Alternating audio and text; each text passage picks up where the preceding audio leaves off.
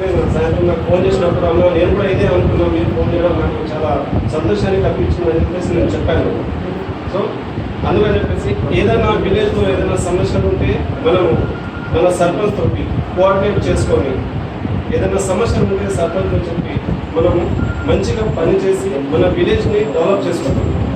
కొన్ని విలేజెస్లో సర్పంచ్ కొన్ని ఆలోచనలు రాకపోవచ్చు, ఏదో ఫ్యామిలీ ప్రాబ్లమ్స్ వల్ల లేకుండా వేరే ప్లేసర్లలో ఏదైనా ఆలోచన రాకపోవచ్చు. మనకి ఏదైనా ఆలోచన వస్తే ఆ ఆలోచనని మనం సర్పంచ్ చెప్పాలి.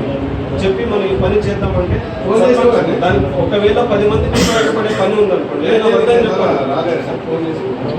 కాబట్టి అట్లా కోఆర్డినేట్ అయ్యి మనం మన మండల్ లెవెల్లో ప్రతి ఒక్క గ్రామం నుంచి మంచి డెవలప్ తీసుకొని మన మండలం పేరు తీసుకొచ్చి మన డిస్ట్రిక్ట్ తీసుకొచ్చి కేసీఆర్ గారికి ఇంతకుముందు ప్రభుత్వం చేయలేని పనిని కేసీఆర్ చేసి చూపించాడు అని మనం చెప్పుకోవడానికి గర్వంగా ఉండాలి. దీని వెనుక చాలా పెద్ద కారణమే ఉంది. ఉప సర్పంచ్లకు చెక్ పవర్ ఇవ్వడానికి, ఉప సర్పంచ్లకు చెక్ పవర్ ఇవ్వడానికి చాలా పెద్ద కారణం ఉంది. అది మనకు తెలియదు, ప్రతి ఒక్కరికి తెలుసు. కానీ ఆయన కళలుగానే మిగిలిపోయాయి మొత్తం భారతదేశంలో.